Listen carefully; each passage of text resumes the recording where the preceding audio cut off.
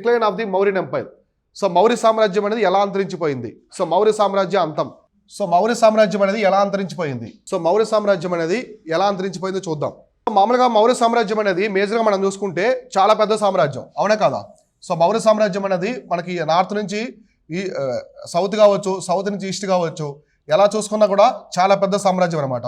So ఇక్కడ మనం చూసుకుంటే ఆఫ్ఘనిస్తాన్ దగ్గర నుంచి almost AP, so Karnataka AP దగ్గర వరకు ఉంది. ఇక్కడ మనం చూసుకుంటే పాక్ నుంచి, సో పాకిస్తాన్ ఇరాన్ బోర్డర్ దగ్గర నుంచి అస్సాం వరకు ఉన్నది. కాబట్టి అతిపెద్ద సామ్రాజ్యం కదా. సో ఇంత పెద్ద సామ్రాజ్యాన్ని పరిపాలించాలంటే చక్రవర్తి చాలా సమర్థుడై ఉండాలి. సో అధికారులు మొత్తాన్ని తన కంట్రోల్లో పెట్టుకోవాలి.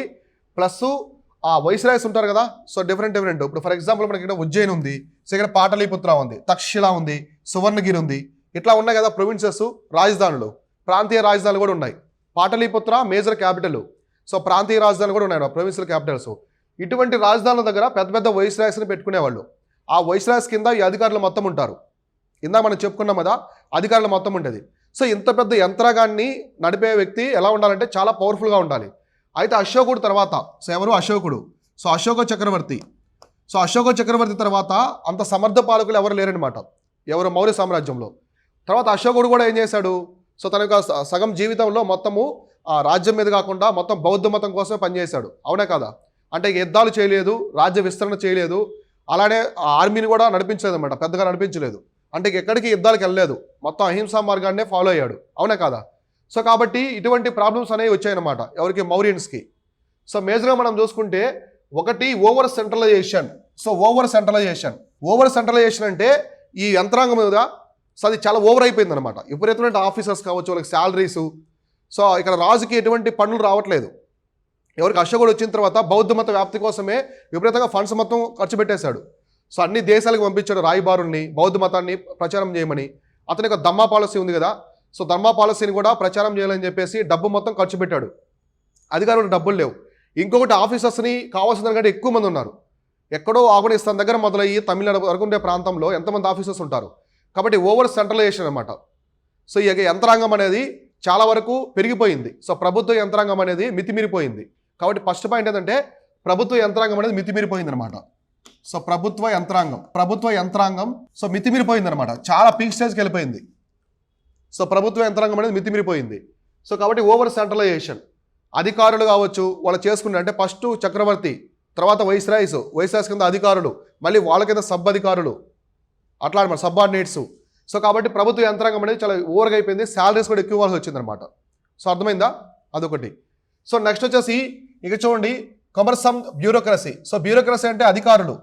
సో అధికారులు ఉన్నారు కదా, సో అధికారుల యొక్క పనితీరు కూడా మారిపోయింది.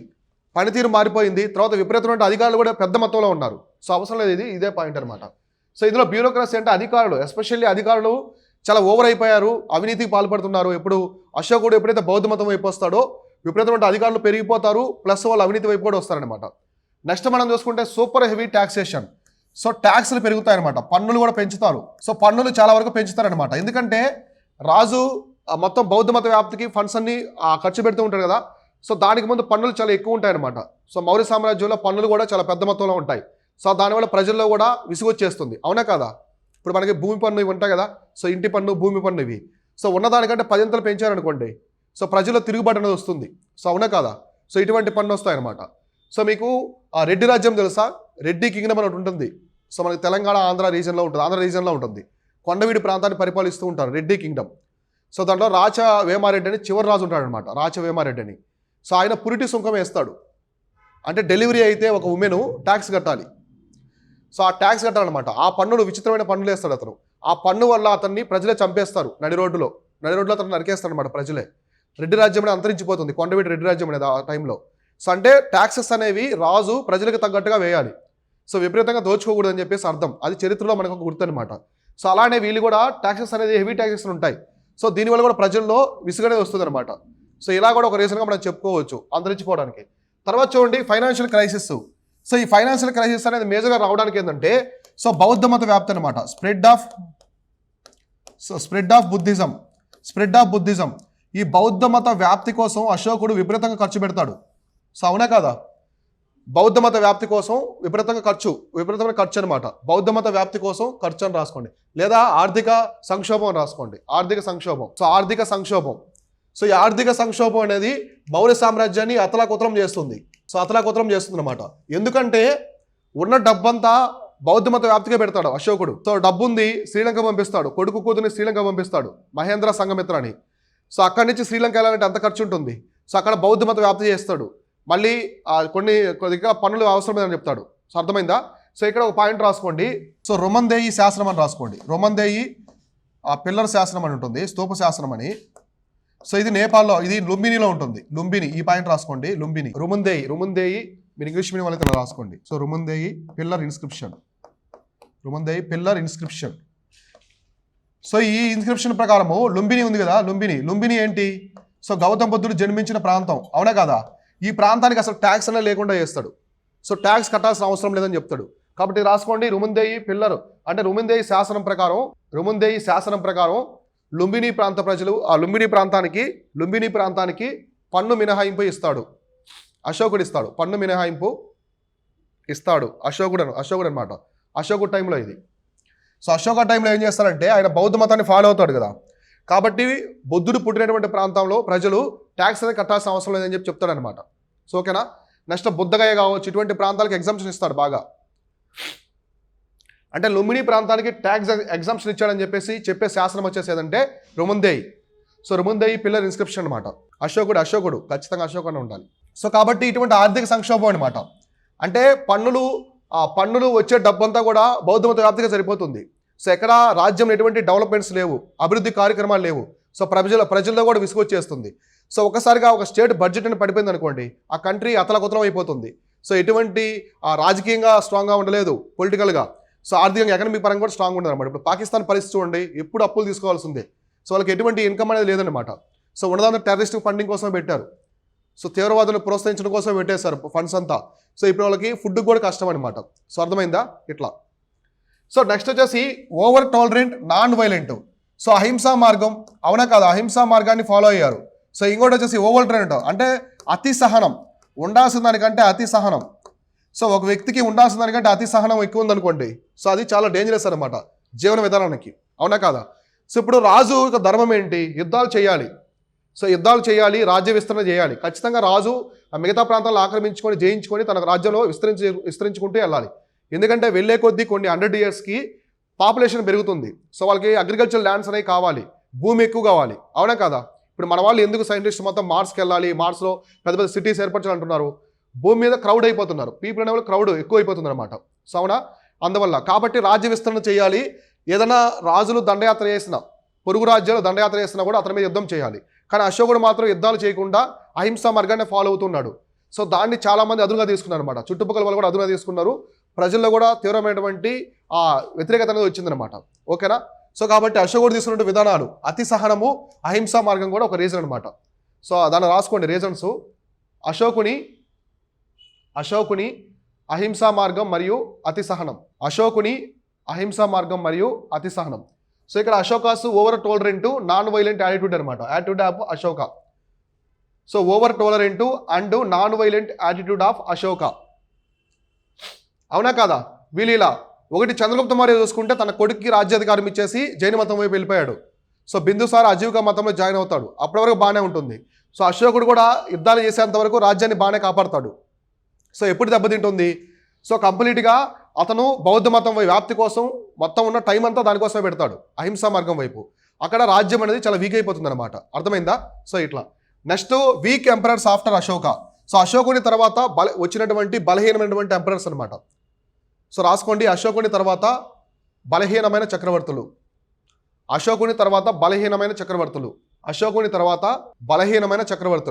రాసుకున్నారా? అంటే ఇప్పుడు ఫస్ట్ ఎవరున్నారు మనకి? చంద్రగుప్త మౌర్య, అవునా? చంద్రగుప్త మౌర్య, తర్వాత బిందుసార, తర్వాత వచ్చేసి అశోకుడు. ఇలా వీళ్ళు ముగ్గురు చాలా పవర్ఫుల్గా ఉంటారనమాట. సో వీళ్ళు ముగ్గురు పరిపాలించే టైంలో ఎవరు కూడా మౌర్య సామ్రాజ్యం అటాక్ చేయడానికి ధైర్యం చేయరు. అందుకని చాలా పెద్ద సామ్రాజ్యము. అంటే అటాక్ చేస్తే ఎవరు చేయాలి? బయట విదేశీ దండయాత్రలు చేయాలి. ఎందుకంటే మొత్తం ప్రాంతం అంతా భారత ఉపఖండం ఇంక్లూడింగ్ ఆఫ్ఘనిస్తాన్ ప్రాంతం వరకు వీళ్ళే ఉన్నారు. నేపాల్, భూటాను, బర్మా, మనకి ఇటు ఆఫ్ఘనిస్తాన్, పాకిస్తాన్ మొత్తం పరిపాలిస్తున్నారు కదా. ఎవరైనా అటాక్ చేస్తే బయట ప్రాంతం నుంచి అటాక్ చేయాలి విదేశీ దండయాత్రలు. అయితే ఇతను గ్రీక్స్నే ఓడించాడు, అవునే కదా, గ్రీకులనే ఓడించారు వీళ్ళు. కాబట్టి అంత సాహసం ఎవరు చేయరనమాట మిగతా సామ్రాజ్యాలు. సో అందువల్ల వీళ్ళ టైంలో చాలా స్ట్రాంగ్గా ఉంటుంది, మౌర్య సామ్రాజ్యం అనేది బలంగా ఉంటుంది. ఈవెన్ అశోకుడు బౌద్ధ మత వ్యాప్తి చేసే టైంలో కూడా అతని మీద ఎవరు దండయాత్రలు చేయరు, ఎందుకంటే అశోకుడు చాలా స్ట్రాంగెస్ట్ రూలర్ ఎంపరర్ అనమాట. సో అంత సాహసం ఎవరు చేయరు. కానీ అశోకుడు తర్వాత వచ్చినటువంటి చక్రవర్తులు చాలా వీక్ అనమాట. సో ఇంత బలంగా ఉండరు, ఆర్మీని వీటిని సరిగా మేనేజ్ చేసుకోలేకపోతారు. సో అంత పెద్ద రాజ్యాన్ని సరిగా పరిపాలించలేకపోతారు, నిర్లక్ష్యం చేస్తారనమాట. సో అందువల్ల ఈ చివరిగా వచ్చినటువంటి అర్థమైందా, వీక్ ఎంపరర్స్, బలహీనులు ఉంటారు. ఈ బలహీనులో చివరి చక్రవర్తి అనమాట, అతని పేరే బృహద్రథ మౌర్య. సో ఇతను చివరి పాలకుడు. సో మౌర్య వంశ చివరి పాలకుడు, మౌర్య సామ్రాజ్య చివరి పాలకుడు. సో ఇది రాసుకోండి పాయింట్, బృహద్రథ మౌర్య సామ్రాజ్య చివరి పాలకుడు లేదా మౌర్య వంశ చివరి పాలకుడు అని రాసుకోండి. రాసుకున్నారా? బృహద్రథ మౌర్య వచ్చేసి మౌర్య సామ్రాజ్యం చివరి పాలకుడు, అంటే మొత్తం మౌర్య వంశంలోనే చివరి పాలకుడు అనమాట. సో ఇతనికి ఒక ఆర్మీ అధ్యక్షుడు ఉంటాడు. సో ఇతనికి ఆర్మీ అధ్యక్షుడు ఎవరంటే పుష్యమిత్ర శుంగ. సో రాసుకోండి, బృహద్రథ మౌర్య రాసుకున్నారు కదా పాయింట్ లైను, దానికి ఆరో పెట్టుకొని రాసుకోండి. సో ఇతని ఆర్మీ అధ్యక్షుడు, సో ఇతని ఆర్మీ అధ్యక్షుడు, సైన్యాధ్యక్షుడు అని రాసుకోండి. ఇతని సేనాపతి లేదా సైన్యాధ్యక్షుడు ఎలా అని రాసుకోండి, ఇతని సేనాపతి లేదా సైన్యాధ్యక్షుడు ఎలా అని రాసుకోండి. అతను వచ్చేసి ఎవరంటే పుష్యమిత్ర శుంగ.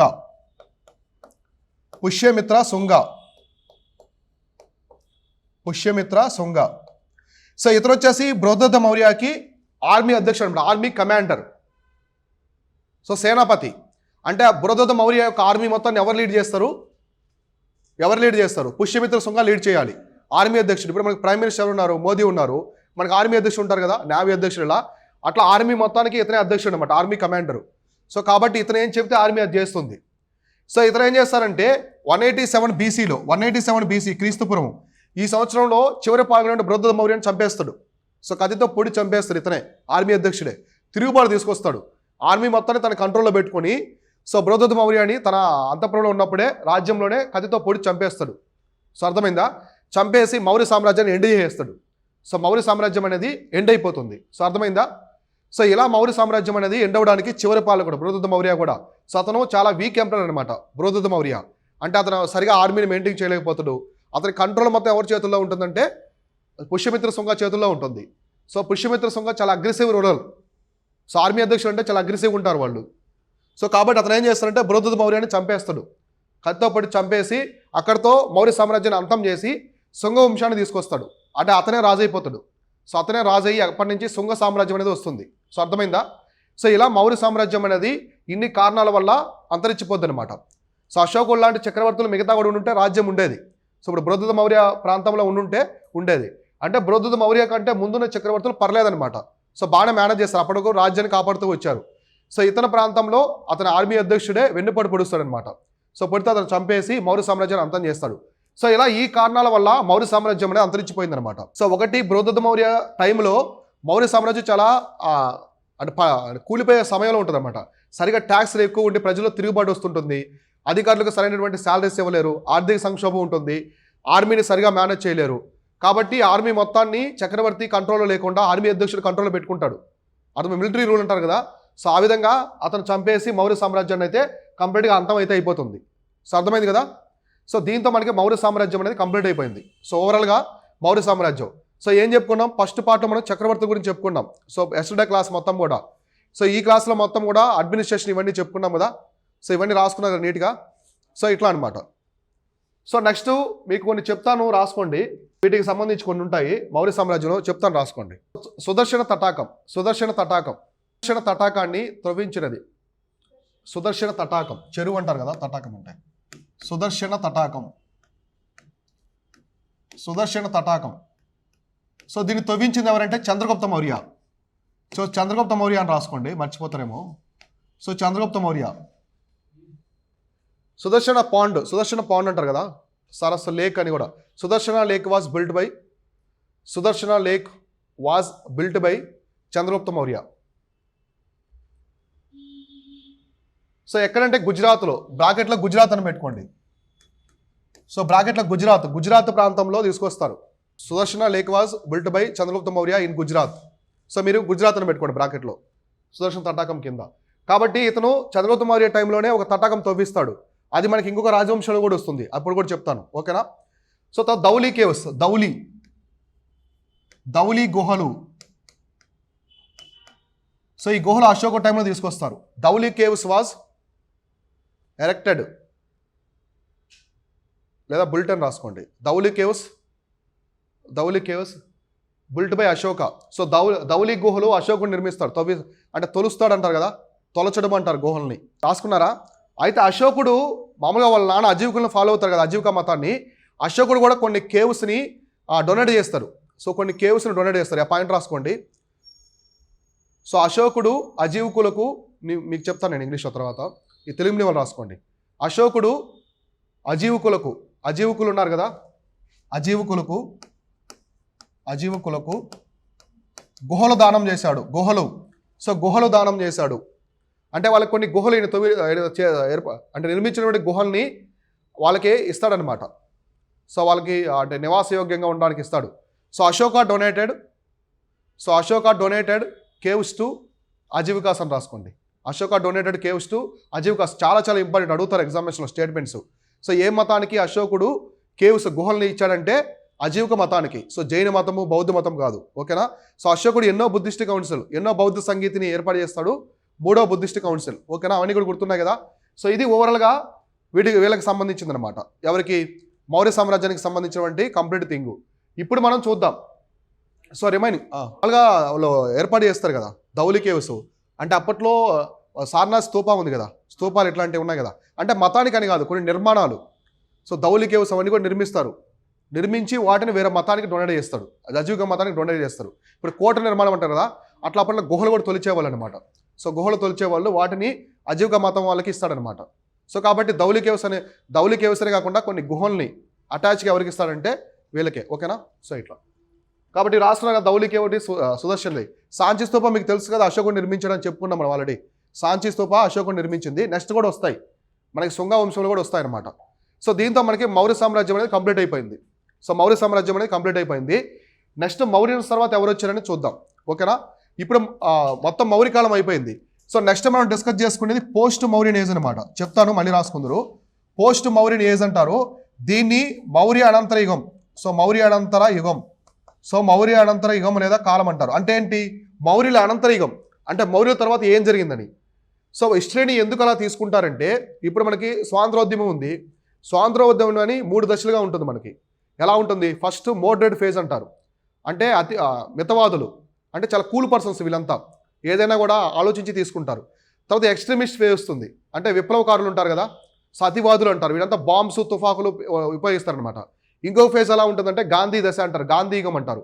అంటే గాంధీ వచ్చిన తర్వాత ఎలా ఉందని, అంటే మన స్వాతంత్రోద్యమాన్ని ఎలా డివైడ్ చేసుకున్నాము? 3 పార్ట్స్గా డివైడ్ చేసుకున్నాం, 3 యుగాలుగా. అలానే చరిత్రలో కూడా మౌర్య సామ్రాజ్యం అనేది చాలా పెద్దది కదా, ఒక టర్నింగ్ పాయింట్, అవునా కదా. సో టర్నింగ్ పాయింట్ అనమాట. సో ఇట్లా ఇప్పుడు ఫర్ ఎగ్జాంపుల్ మనము ఇక్కడ ఇందిరా పార్క్ ఉంది. సో ఇందిరా పార్క్ నుంచి ఒక వ్యక్తి నల్లగుంట వెళ్ళాలనుకోండి, ఎలా అంటే ఆ క్రాస్ రోడ్స్ నుంచి వెళ్ళాలని చెప్తారు కదా, ఒక టర్నింగ్ పాయింట్ అనమాట అది. సో అలానే మౌర్య సామ్రాజ్యం కూడా అతిపెద్దది. మౌర్య సామ్రాజ్యం తర్వాత వచ్చే రాజ్యాలను కూడా చిన్న చిన్న రాజ్యాలు వస్తాయి. కాబట్టి దాన్ని అంతా ఏమంటారంటే పోస్ట్ మౌర్యన్స్ అంటారు, అంటే మౌర్యుల తర్వాత వచ్చే యుగం అంటారు. మళ్ళీ గుప్తాస్ వరకు కూడా అతిపెద్ద సామ్రాజ్యం. ఇవన్నీ కూడా గుప్తులు చాలా పెద్ద సామ్రాజ్యం. ఆ గుప్తుల తర్వాత వచ్చే చిన్న చిన్న రాజ్యాలు కూడా ఏమంటారంటే గుప్తుల అనంతరం అంటారు. అర్థమైందా మీకు? ఎందుకంటే దానికి ఒక టర్నింగ్ పాయింట్గా తీసుకుంటారు హిస్టరీలో, చాలా పెద్ద సామ్రాజ్యం కాబట్టి. సో మౌర్య సామ్రాజ్యం తర్వాత మళ్ళీ మనకి అంత పెద్ద సామ్రాజ్యం ఏదంటే గుప్తులే మళ్ళీ భారతదేశాన్ని చాలా పెద్ద ప్రాంతాన్ని పరిపాలిస్తారు. కానీ ఇంత పెద్ద రాజ్యం ఇంక ఉండదు. సో ఇక మా భారతదేశ చరిత్రలో మౌర్య సామ్రాజ్యం అంతా రాజ్యాన్ని ఇంకెవరు పరిపాలించలేకపోతారు. అర్థమైందా? ఇక బ్రిటిష్ వాళ్ళు వచ్చిన తర్వాతే పరిపాలిస్తారు. సో బ్రిటిష్ వాళ్ళు కూడా ఆఫ్ఘనిస్తాన్ని సపరేట్గా పరిపాలించారు, డివైడ్ చేశారు. మన భారతదేశం నుంచి డ్యూరాండ్ రేక్ అని ఒకటి పెట్టి, డ్యూరాండ్ రేక్ అని ఒక బోర్డర్ లైన్ తీసుకొచ్చి డివైడ్ చేస్తారు ఆఫ్ఘనిస్తాన్ని. కానీ ఆఫ్ఘనిస్తాన్ని కలిపి కూడా పరిపాలించిన ప్రాంతం ఎవరంటే మౌర్య చక్రవర్తులు అనమాట. సో కాబట్టి వీళ్ళ తర్వాత ఇంత పెద్ద సామ్రాజ్యాన్ని మనం చూడం. సో నెక్స్ట్ మనం డిస్కస్ చేసుకునేది పోస్ట్ మౌర్యన్ ఏజ్ అనమాట. సో ఈ పోస్ట్ మౌర్యన్ ఏజ్ అనే దానికి ముందు మీకు కొన్ని తెలియాలి. ఇప్పుడు మౌర్య సామ్రాజ్యం చాలా పెద్దది కదా. సో మౌర్య సామ్రాజ్యం ఇప్పుడు మనం డిస్కస్ చేసుకునేది రాసుకోండి ఫస్ట్. సో మౌర్యుల అనంతర యుగం లేదా కాలం టాపిక్. సో ఇందులో చాలా మంది వస్తారు. మౌర్యుల అనంతర యుగం లేదా కాలం మీరు ఎలా అని రాసుకోండి, యుగం అనే ఉంటుంది ఎక్కువ చరిత్రలో. ఇక్కడ మనకి చాలా వస్తాయన్నమాట. ఇందులోనే మనకి చాలా సామ్రాజ్యాలు అన్నీ వస్తాయి, చిన్న చిన్న సామ్రాజ్యాలు. అంటే మౌర్య సామ్రాజ్యం ఎంత పెద్దది కదా, దానికి కొంత కొంత ప్రాంతాన్ని కొందరు ఆక్రమించుకొని వాళ్ళ వంశాన్ని అంటే వాళ్ళ సామ్రాజ్యాలు తీసుకొచ్చుకుంటారు. సో ఇప్పుడు చూడండి, దీనికంటే ముందు కొన్ని అర్థం అవ్వాలి మీకు. మామూలుగా ఇదంతా మౌర్య సామ్రాజ్యం. సో ఇదంతా మౌర్య సామ్రాజ్యం ఎక్కడి నుంచి, ఆఫ్ఘనిస్తాన్ నుంచి తమిళనాడు వరకు, ఇటు పాకిస్తాన్ నుంచి అటు అస్సాం వరకు, అవునే కదా. సో ఇంత పెద్ద సామ్రాజ్యాన్ని పరిపాలించే టైంలో మనకి చంద్రగుప్త మౌర్య టైం నుంచి కూడా ఆ రాజ్యానికి కొంత వైస్రాయ్స్ అని చెప్పాం కదా, వైస్రాయ్ సామంత రాజుల్లాగా ఉంటారు, చిన్న చిన్న ప్రాంతాన్ని పరిపాలిస్తుంటారు వాళ్ళు. అంటే మౌర్యుల కింద పరిపాలిస్తారు, రిపోర్ట్ చేస్తూ ఉంటారు అంతా, అవునే కదా. ఇప్పుడు గవర్నర్స్ ఉన్నారు, మనకి కేంద్ర ప్రభుత్వం తరపున గవర్నర్స్ ఉండి స్టేట్కి సంబంధించిన రిపోర్ట్ చేస్తూ ఉంటారు కదా, అలా అనమాట. కాబట్టి మనం సౌత్ వైపు, సో ఈ ప్రాంతం వైపు చూసుకుంటే ఇక్కడ ఉండేది శాతవాహనులు. సో శాతవాహనులు ఉంటారు ఇక్కడ. ఇక్కడ సౌత్లో వచ్చేసి సౌత్ వైపు ఎవరు ఉంటారు, శాతవాహనులు ఉంటారు. తర్వాత నార్త్ వైపు శుంగ అనమాట. అంటే ఇతను ఎవరంటే పుష్యమిత్ర శుంగ, ఆర్మీ అధ్యక్షుడు కదా. సో అతను ఉంటాడు, అతను ఆర్మీ అధ్యక్షులో పనిచేస్తూ ఉంటాడు. సో ఇంకా మనకి ఈ పక్క వచ్చేసి ఇండో గ్రీకులు. సో ఇండో గ్రీకులు ఉంటారు. తర్వాత మళ్ళీ వచ్చేసి శక వంశం వస్తుంది, ఇక్కడ శక వంశం అనేది వస్తుంది. మళ్ళీ పైన వచ్చేసి కుషాణులు ఇక్కడ ఇండో గ్రీక్స్ దగ్గర పైన ఇక్కడంతా కూడా కుషాణులు వస్తారు. సో అర్థమైందా. అంటే మౌర్య సామ్రాజ్యం తర్వాత వచ్చే వంశాలు ఇవన్నీ కూడా. ఇప్పుడు మౌర్య సామ్రాజ్యం పాటలీపుత్రాన్ని పరిపాలిస్తుంది కదా. సో పాటలీపుత్రాన్ని పరిపాలిస్తున్నప్పుడు ఇప్పుడు బృహదత్త మౌర్య ఉన్నాడు, అతను చనిపోక ముందు మౌర్య సామ్రాజ్యం ఉన్నది కదా, ఆ టైంలో సౌత్ వైపు అనమాట. సో సౌత్ వైపు శాతవాహనులు ఉంటారు, అంటే మౌర్యుల కిందే పనిచేస్తూ ఉంటారు. సో తనకు ఆర్మీ అధ్యక్షుడు శుంగ ఉంటాడు, అవునే కదా. ఇండో గ్రీక్స్ అనేవాళ్ళు ఇక్కడ ఉంటారు, ఆల్రెడీ ఇండో గ్రీక్స్ అనేవాళ్ళు ఎప్పుడో ఉంటారు, ఆఫ్ఘనిస్తాన్ ముందే ఉంటారనమాట. అంటే బృహదత్త మౌర్య కంటే ముందే ఉంటారు. వాళ్ళు సపరేట్ సామ్రాజ్యం ఉంటుంది, అంటే ఆఫ్ఘనిస్తాన్ పైన బ్యాక్ట్రియా అనే ఒక సామ్రాజ్యం ఉంటుంది, అక్కడ ఉంటారు, చెప్తాను అది కూడా. సో వీళ్ళందరూ కూడా మౌర్యం చనిపోయిన తర్వాత వాళ్ళ రాజ్యాన్ని స్వతంత్ర రాజ్యాలుగా చేసుకుంటారు. సో అర్థమైందా, స్వతంత్రం అయిపోతారు. స్వతంత్రం అంటే ఏంటి, ఆ సౌత్ ఇప్పుడు శాతవాహనులు ఉన్నారు, సౌత్లో వాళ్ళు సామంతరాజులుగా ఉన్నారు ఎవరికి, మౌర్యన్స్కి. ఇప్పుడు మౌర్యం చనిపోయారు కదా, మౌర్య సామ్రాజ్యం అంతరించిపోయింది కాబట్టి సౌత్ మొత్తాన్ని వీళ్ళే పరిపాలించుకుంటారు, ఇంకా ఎవరితో సంబంధం లేదు, ఇక సొంత రాజులుగా అయిపోతారనమాట. ఇలా అయినవే ఈ రాజ్యాలు. కాబట్టి దక్షిణం వైపు ఎవరున్నారు, సో మనకి మౌర్య అనంతరయుగంలో దక్షిణం వైపు శాతవాహనులు ఉన్నారు. సో మొత్తం మగధ ప్రాంతాన్ని ఎవరు పరిపాలిస్తున్నారు, పుష్యమిత్ర శుంగ వంశం వచ్చేసింది మౌర్యులు అంతరించిపోయి. సో నార్త్ ఈస్ట్ ఇండియా వైపు ఇండో గ్రీకులు ఉంటారు. సో ఇండో గ్రీకులు తర్వాత ఎవరు వస్తారంటే శకా రాజవంశం వస్తుంది, వీళ్ళు చైనా నుంచి వస్తారు. సో నెక్స్ట్ వచ్చేసి కుషాణులు, వీళ్ళు కూడా చైనాకి సంబంధించిన తెగ అనమాట, చైనా నుంచి వస్తారు. ఇలా మనకి మౌర్య అనంతర యుగంలో వీళ్ళందరూ వస్తారు. సో అర్థమైందా. కాబట్టి చూడండి, Maurya rule thus came into end and the Shunga dynasty was established at the rule of Magadha, అవునా కదా. ఇప్పుడు మగధ సామ్రాజ్యం, మగధ ప్రాంతం ఉంది కదా, ఈ మగధ ప్రాంతాన్ని అంతా ఎవరు పరిపాలిస్తున్నారు, మౌర్య సామ్రాజ్యం పరిపాలిస్తూ ఉన్నది. ఆ మగధ ప్రాంతం వరకు మాత్రమే పుష్యమిత్ర శుంగ చేతుల్లో ఉంటుంది. సో మిగతా ప్రాంతాలన్నీ వేరే వారి చేతుల్లోకి వెళ్ళిపోతాయి, అవునా కదా. ఇప్పుడు మీరు నలుగురు ఉన్నారు, సో 5 మంది ఉన్నారు అనుకోండి, 5 మంది 5 రాజ్యాలు పరిపాలిస్తున్నారు వేరే రాజు కింద. సో పెద్ద రాజు చనిపోయాడు అనుకోండి, మీరు 5 మంది 5 రాజ్యాలు అయిపోతారు. సో అవునా కాదా, 5 మంది 5 రాజ్యాలు అయిపోతాయి. సో ఇట్లా అనమాట. సో కాబట్టి అట్లా స్వతంత్రాలు అయిపోతారు అందరూ. కాబట్టి మగధ ప్రాంతాన్ని ఎవరు పరిపాలించారంటే శుంగా డైనస్టీ. సో శుంగ వంశం అనేది మగధ సామ్రాజ్యంలో వస్తుంది. నేను చెప్తాను, ఇవన్నీ నీట్గా రాసుకుందరు. సో నెక్స్ట్ అవే కాకుండా కొన్ని ప్రాంతీయ వంశాలు కూడా వస్తాయన్నమాట. ప్రాంతీయ వంశాలు అంటే మౌర్య సామ్రాజ్యం చీలిపోయి మొత్తం అంతరించిపోయిన తర్వాత ఆ మౌర్య సామ్రాజ్యాన్ని భాగాలుగా విభజించుకుంటారు సామంతరాజులు మొత్తం కూడా. సో వాళ్ళు ఎవరంటే శుంగ, ఇప్పుడు రాసుకోండి నేను చెప్తాను. శుంగ ఒకటి, శాతవాహన, కన్వా వంశం. సో వీళ్ళంతా ఈస్టర్న్ ఇండియా వైపు వస్తారనమాట. Eastern India, central India and Deccan reason వైపు వస్తారనమాట. సో అర్థమైందా, ఇలా వీరైతే వస్తారు. ఇప్పుడు మీరు రాసుకోండి. సో మౌర్యానంతర యుగంలో ఉన్న వంశాలు, సో వంశాలను రాసుకోండి. మౌర్యుల తర్వాత పాలించిన వంశాలు. సో శుంగాస్ అని రాసుకోండి, శుంగ వంశం బ్రాకెట్లో వీళ్ళు ఎక్కడ పరిపాలిస్తారంటే మగధ రీజన్, బ్రాకెట్లో మగధ ప్రాంతం అని రాసుకోండి. శుంగ వంశం వీళ్ళు మగధ అనమాట. సో మగధ ప్రాంతం అని రాసుకోండి బ్రాకెట్లో, వీళ్ళు పరిపాలించేది. నెక్స్ట్ శాతవాహనులు, వాళ్ళ కింద శాతవాహనులు వచ్చేసి దక్కన ప్రాంతం. దక్కన్ అంటే మనకి తెలంగాణ, ఆంధ్ర, మహారాష్ట్ర, దక్కన ప్రాంతం అని రాసుకోండి. సో ఇలా ఉంటారు. అయితే కన్వ వంశం ఎప్పుడు వస్తుందంటే శుంగా వంశాన్ని అంతం చేసి కన్వ వంశం వస్తుంది. సో ఇది అవసరం లేదు, ఇవి రాసుకున్నారు కదా 2. అంటే వీళ్ళిద్దరూ ఎవరు, శుంగా వంశము అలానే శాతవాహనులు వచ్చేసి ఎవరి కింద పనిచేస్తుంటారు, మౌర్యుల కింద పనిచేస్తుంటారు. వాళ్ళు చనిపోయిన తర్వాత వీళ్ళు స్వతంత్రం అవుతారనమాట. మగధ ప్రాంతాన్ని ఆ శుంగా వంశం పరిపాలించుకుంటుంది, పుష్యమిత్ర శుంగ. సౌత్ మొత్తం కూడా శాతవాహనుల కంట్రోల్లో ఉంటుంది. అర్థమైందా. సో మీకు పుష్యమిత్ర శుంగాకి శాతవాహనులు కూడా యుద్ధం జరుగుతుంది మళ్ళీ ఈ రాజ్య విస్తరణ కోసం. సో అర్థమే కదా మౌర్య సామ్రాజ్యాన్ని సామంతులు ఎలా డివైడ్ చేసుకున్నారని చెప్పేసి. అయితే మనకు మౌర్యానంతర యుగంలో వీళ్ళందరూ వస్తారు. నేను టైం పీరియడ్ ప్రకారం ఎక్స్ప్లెయిన్ చేస్తాను నీట్గా. సో ఇంతవరకు మీకు అర్థమైంది కదా. ఇక్కడ చూడండి, వీళ్ళంతా ఎవరు, శుంగా వంశము, శాతవాహనులు, కన్వ వంశం, వీళ్ళంతా ఎవరంటే మన ఇండియాకి సంబంధించిన రాజులు, ఇండియా వాళ్ళు. అలా కాకుండా ఫారినర్స్ కూడా ఉంటారు ఆ టైంలో, విదేశీయులు. సో విదేశీయులు కూడా ఉంటారు అనమాట. విదేశీయులు అని రాసుకోండి మీరు. సో విదేశీయులు అని రాసుకోండి. సో విదేశీయులు అని బ్రాకెట్ ఇక్కడ కోలను పెట్టుకోండి. సో విదేశీయులు అంటే వేరే ప్రాంతం నుంచి మన భారత ఉపఖండానికి వచ్చిన వాళ్ళు. సో అర్థమైందా? వేరే ప్రాంతం నుంచి భారత ఉపఖండంలోకి ఎంటర్ అయిన వాళ్ళు అనమాట. ఒకటి ఇండో గ్రీక్స్. సో ఇండో గ్రీకులు వీళ్ళని ఏమంటారంటే ఇండో గ్రీకులు వీళ్ళని అలానే స్లాస్ పెట్టుకొని బ్యాక్ట్రియన్లు అని కూడా పిలుస్తారు. సో బ్యాక్ట్రియన్లు అని పిలుస్తారు. బ్యాక్ట్రియన్లు అని కూడా పిలుస్తారు అనమాట. సో నెక్స్ట్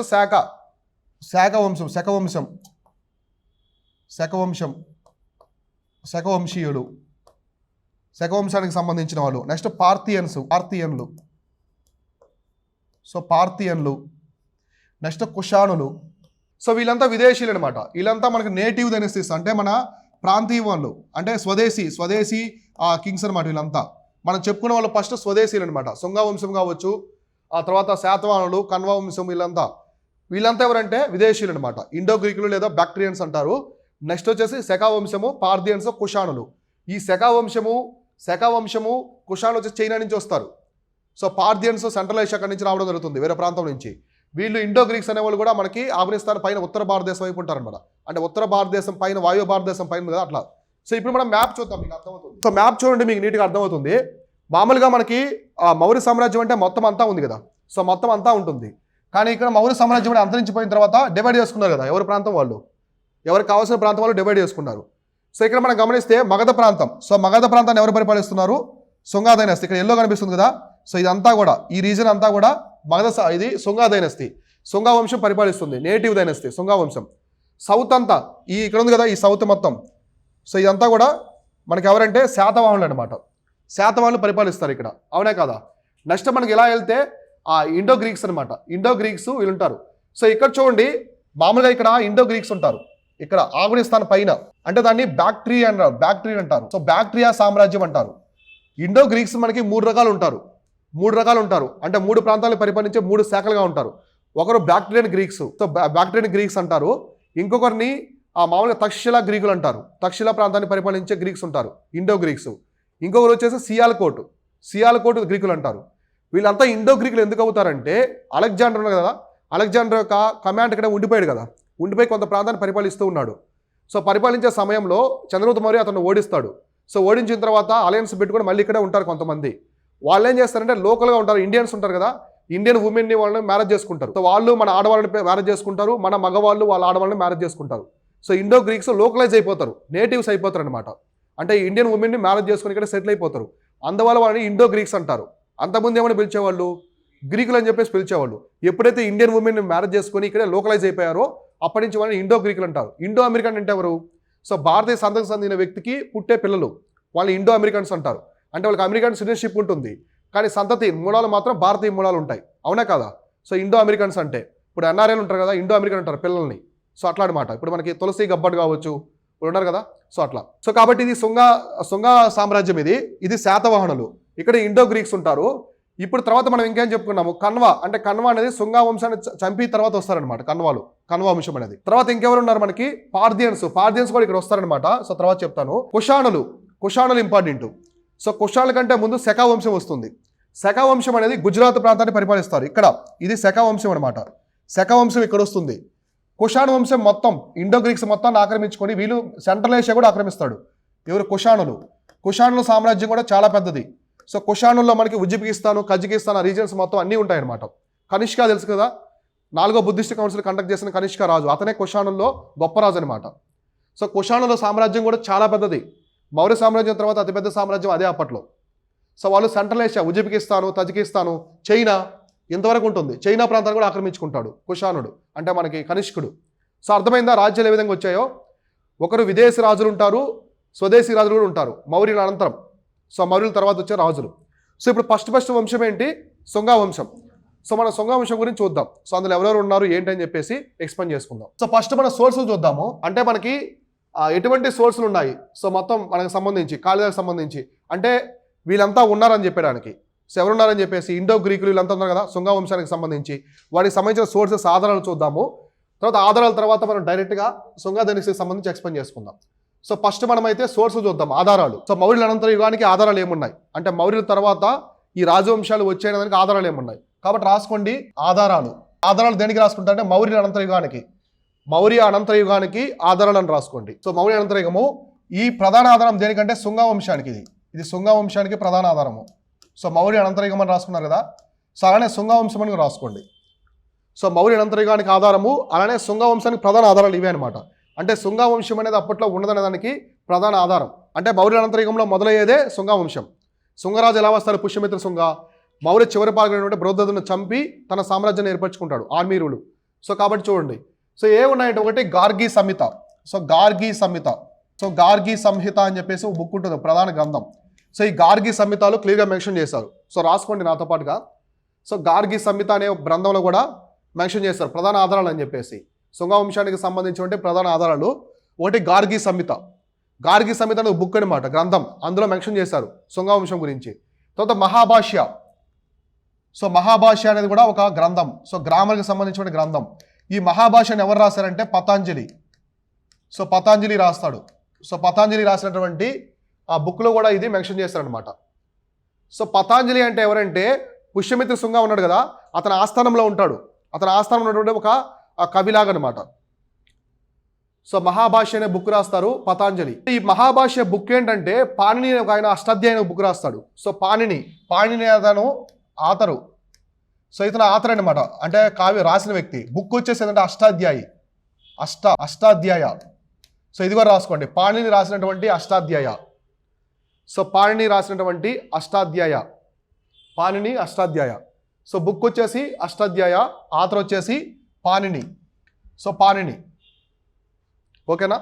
అంటే పాణి రాసిన అష్టాధ్యాయం మీద కామెంటరీ ఈ యొక్క మహాభాష్య అనమాట.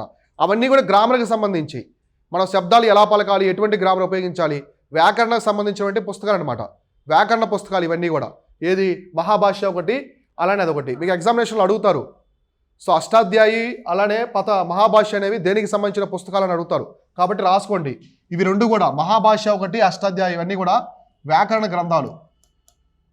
సో వ్యాకరణ గ్రంథాలు అంటే మనకి గ్రామర్కి సంబంధించిన గ్రామర్ బుక్స్ అని రాసుకోండి ఇంగ్లీష్ విని వాళ్ళు. So grammar books. సో గ్రామర్కి సంబంధించిన బుక్స్ రేపు ఎగ్జామినేషన్లో అడిగితే అవి చరిత్ర వాటికి సంబంధించిన బుక్స్ కాదు, గ్రామర్కి సంబంధించిన బుక్స్ అని గుర్తుపెట్టుకోవాలి. కాబట్టి వీటిల్లో కూడా ఈ శుంగ వంశానికి సంబంధించి మెన్షన్ చేస్తున్నారు. ఏమని అంటే మౌర్య అనంతర యుగానికి మొత్తం కూడా మెన్షన్ చేస్తారనమాట. నెక్స్ట్ వచ్చేసి మనకి బుద్ధిస్ట్ జాతక స్టోరీస్. సో జాతక కథలు. సో అంటే మనకి బౌద్ధ మతానికి సంబంధించినటువంటి జాతక కథలు ఉన్నాయి కదా, సో అది ఒకటి. నెక్స్ట్ దివ్యవదన, ఇవన్నీ బుద్ధిస్టు అనమాట. సో రాసుకోండి ఇవి దివ్యవదన. సో బౌద్ధ మతానికి సంబంధించినటువంటి జాతక కథలు. సో జాతక స్టోరీస్ ఏం చెప్తాయంటే గౌతమ బుద్ధుని యొక్క పూర్వ జన్మల గురించి చెప్తుందన్నమాట. సో గౌతమ బుద్ధుని యొక్క పూర్వ జన్మల గురించి. సో దివ్యవదన. ఇంకా మనం చూస్తే మహావస్తు.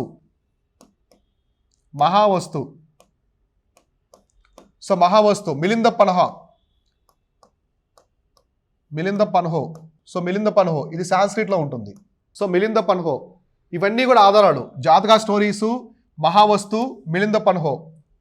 సో మిలింద పన్హో తెలుసు కదా, గ్రీక్ రాజు మినాండర్కి నాగసేనుడికి మధ్య జరిగిన సంభాషణ. సో ఆ మినాండరే మిలింద అనే పేరు మార్చుకుంటాడు బౌద్ధ మతంలో జాయిన్ అయిన తర్వాత. రాసుకున్నారా? సో ఇవన్నీ బుక్స్ ఆథర్స్ అనమాట. ఎక్కువ అడుగుతారు ఎగ్జామినేషన్, ఎక్కువ ఇట్లాంటివి అడుగుతారు. మీకు సోర్స్ లాగా అడగరు కానీ డైరెక్ట్ ఇప్పుడు మహాభాష్య అనే పుస్తకాన్ని ఎవరు రచించారు, సో మాళవికాగ్ని మిత్రం అనే పుస్తకాన్ని ఎవరు రచించారు అని అడుగుతారు. జతపరచడం కూడా ఇస్తారు. నెక్స్ట్ మాళవికాగ్ని మిత్రం. సో నెక్స్ట్ బుక్ వచ్చేసి మాళవికాగ్ని మిత్రం. సో మాళవికాగ్ని మిత్రం ఎవరు రాశారంటే కాళిదాసు. సో కాళిదాసు రాసినటువంటి మాళవికాగ్ని మిత్రం కూడా సోర్స్ అనమాట.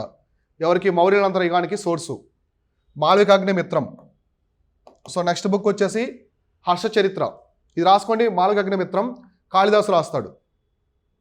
జాగ్రత్త, మీరు కన్ఫ్యూజ్ అవ్వకూడదు. పతాంజలి అనే అతను ఆథరు, ఇతను ఆథర్ రాసినటువంటి వ్యక్తి. మహాభాష్య బుక్కు. సో మీరు పేర్లు జాగ్రత్త, ఇది బుక్కు. సో ఇతను వచ్చేసి ఆథరు, అర్థమైందా? మిలింద పన్హో వచ్చేసి బుక్కు. సో నెక్స్ట్ మాళవికాగ్ని మిత్రం అనేది బుక్ అనమాట. సో ఇతను ఆథరు. నెక్స్ట్ వచ్చేసి హర్షచరిత్ర అనేది బుక్కు. హర్షచరిత్ర. సో ఇది బుక్ అనమాట. సో దీని యొక్క ఆథర్ వచ్చేసి ఎవరంటే బాణభట్టుడు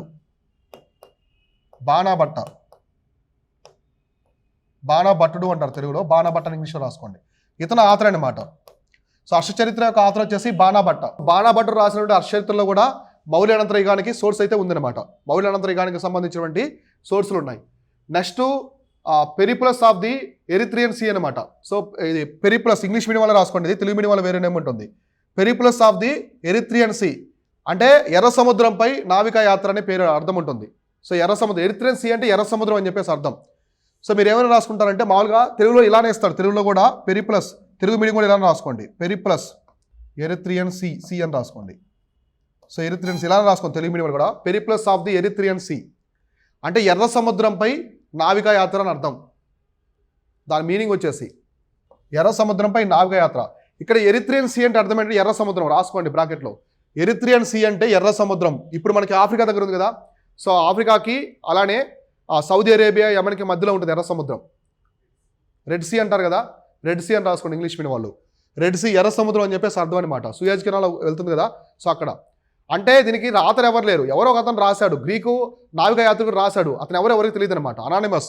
so anonymous Greek seafarer అంటే సముద్ర అన్వేషకుడు. గ్రీకు సముద్ర అంటే పేరు తెలియనటువంటి సముద్ర అన్వేషకుడు రాశాడు ఆ బుక్ అనేది. కానీ అతని పేరు అనేది ఎవరికి తెలియదు, హిస్టరీలో ఎవరికి తెలియదు అనమాట. ఓకేనా? సో పేరు తెలియనటువంటి గ్రీకు సముద్ర అన్వేషకుడు. Next epigraphic records of the Kharosthi found in the large number of C Gandhara and central Asia. అంటే మనకి epigraphies records of the Kharosthi లిపి ఉంది కదా, కరోస్టీ లిపికి సంబంధించినటువంటి ఎపిగ్రాఫీస్ అనమాట. అంటే కొన్ని రాస్తారు కదా ఎపిగ్రఫీస్ అని శాసనాలలాగా, సో అట్లాంటివి. కరోస్టీ లిపి శాసనాలు అని రాసుకోండి. కరోస్టీ లిపి శాసనాలు ఇవి ఎక్కడ దొరికాయంటే ఒకటి గాంధారా ప్రాంతం, సో గాంధారా, ఇంకోటి వచ్చేసి మధ్య ఆసియా